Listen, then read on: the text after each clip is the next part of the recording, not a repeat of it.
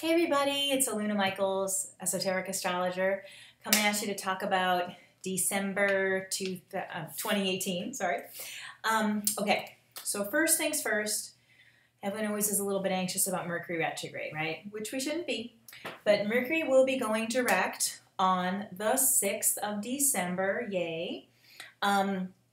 Mercury can be a little bit of a bother with making plans and following through on things and making sure everything's in order. So it's nice that Mercury will go forward for holiday plans and everything like that. So, and for those of you who like to keep track of it, Mercury's going direct at 27 degrees of Scorpio, and it went retrograde at 13 degrees of Sagittarius. So it'll pass that point on the 24th. Some people think, oh, Mercury's not fully retrograde until it passes where it went backwards, but it definitely feels a lot better once it goes direct for certain people that they worry about it. But it just can be a time when you feel more, because Mercury retrograde can be a time when you're going back to the past and figuring things out and tying up loose ends. So just when it goes forward, you feel kind of like, okay, I've got all that stuff in order. What's next? And you can actually make a lot of progress with things once that period of time between the 6th and the 24th. So, and it's a time to be re-embracing old friends, which is perfect for holiday kind of thinking, because Mercury is your friends, and also your own thoughts can be your friends or not, about what you want to release and what you want to keep, what does serve you, and what thoughts are positive and build your mood as opposed to tear you down. And so when Mercury's retrograde and then going forward, it can be this reconnecting with people and thinking, wow, there's a lot of good people in my life I don't generally make time for, or even relatives and things like that, and feeling that your social life is richer than you usually think about. So that's a nice thing about the Mercury going direct.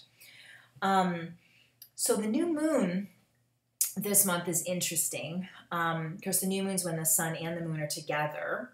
So that'll be, again, the 6th and 7th is when the new moon happens. And, new moon in Sagittarius is great for new ideas because, Sagittarius is like, what's new, what's cool, have an adventure. But at the same time we're having the new moon, Mars and Neptune are going to be close together. Now, Neptune represents the sign of Pisces, so Mars is in Pisces, right close to Neptune. I have Mars in Pisces personally, sometimes not my favorite part of my chart. There's a lot of good things about it, and somewhat not.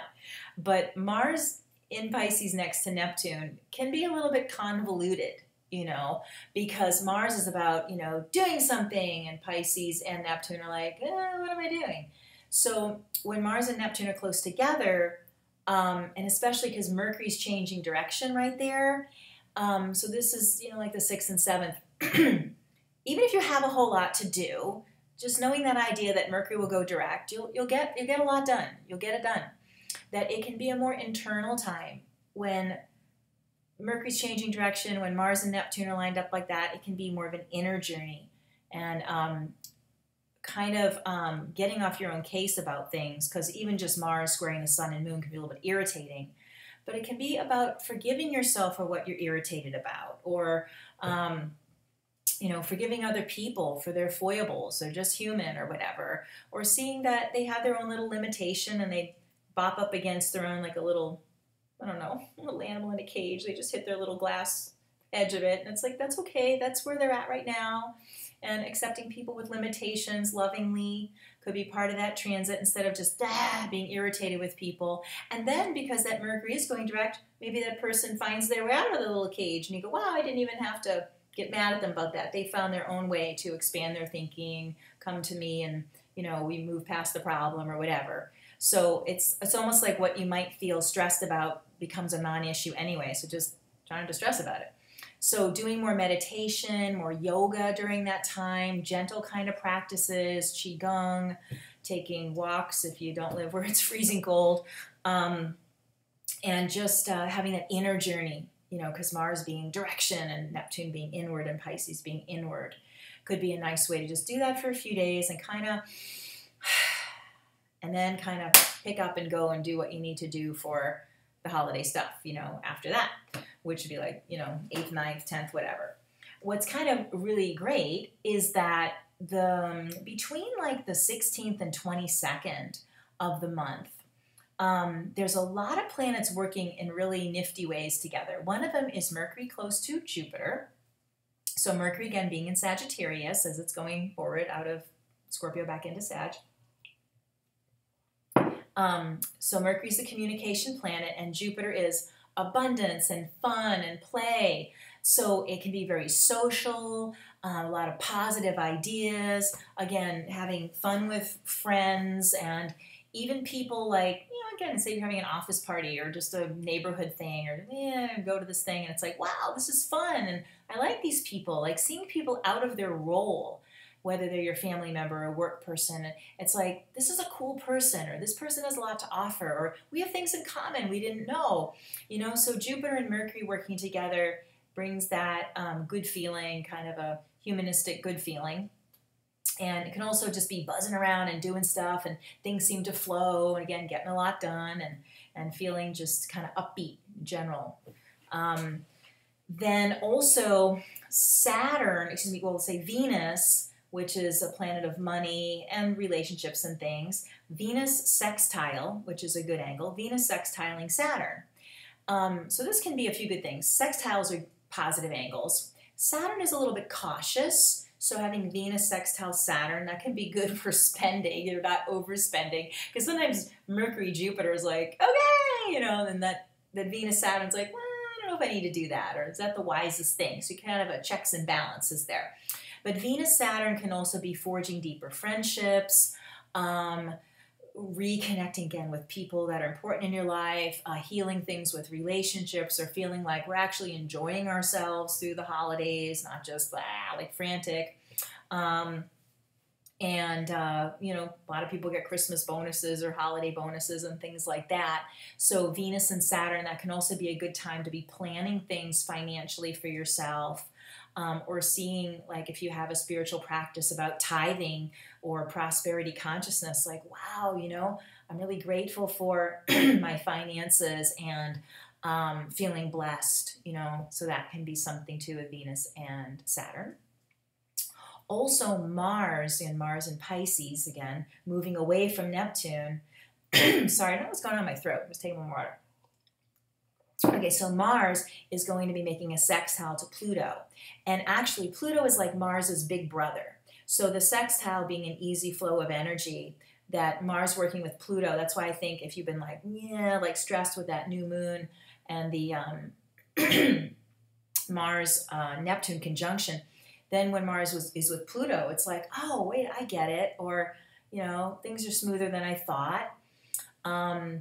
So Mars and Pluto, it's kind of sexy. If you're in a relationship, it's a little bit sexy. It's full of energy. People have good health during that time, so it's not a lot of like a rundown type of situation as it can be in the winter.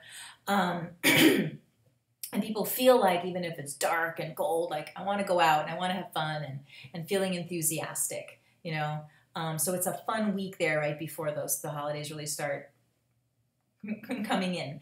Now, what also is really interesting, talking about Mars and Pisces. So Pisces is the final planet of the zodiac, right? So Mars is going to be, and there's 30 degrees of each sign, but it starts with 0, and then so 29 is the final degree. On New Year's Eve, and I'll probably talk about this in January, that January 1st, Mars is going to be at 0 degrees of Aries, but on the 31st of December, Mars is at 29 degrees of Pisces, which is the final sign of the zodiac. And talk about like releasing old things, because Mars is about where you take action. So like, let's say it's January 1st, and you're like 0 degrees of Aries, especially because Mars is Aries planet. So Mars being at 0 Aries is so like, yes, like fresh energy. Yes, let's do it. And, New Year's resolutions, and we'll talk about that next month, like I say.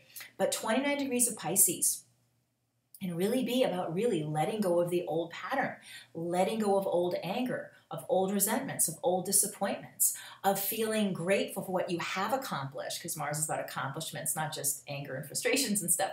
But it's like knowing like what you've done, how far you've come, having gratitude for what you've received and what the year's brought you, and really letting that year go and feeling the good and the bad. You're releasing both so you can build more and open to more, knowing, you know, what has happened has made you who you are at that moment. So it can really be a real type of, you know, New Year's energy that's coming in. And astrologer a long time, and I'm like, oh, I've never seen that before. It was really neat, because Mars is so enthusiastic and can be so determined about letting the past go and letting the new be new and not carrying things forward that don't need to be carried forward. So, and it's a great time. Some people like to have New Year's parties, but if you do any meditations at New Year's, or some people do like a white stone ceremony, like Unity tradition does that, and you know, there's like a more not solemn, but you know, a sacred kind of energy with New Year's, or people tear things up and whatever, burn them, and do this kind of releasing ritual. Can be great with that Mars at the final degree of Pisces, and saying, you know, I'm ready to move ahead, and based upon who I am, you know. So it can be a great meditation, spiritual time, and not just like party. On the other side, I guess Pisces is about drinking, so you know how that would go on New Year's Eve. People get extra drunk if it's Mars at 29 degrees of Pisces, like, or even eating. Like that could be actually something interesting about a bad habit you want to break.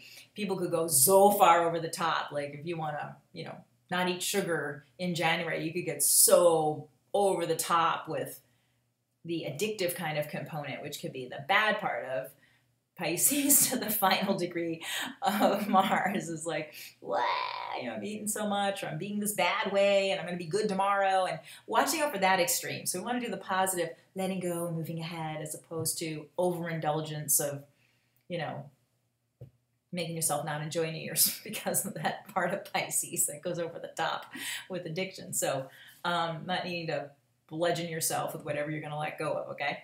Okay, so that's the month of December. If you'd like to get in touch with me, alunamichaels.com. You could call me, text at 248-583-1663. It's a great time to have sessions at the new year, obviously, and but always available for you no matter what. And well, have happy holidays, and see you in the new year. And goodbye for now.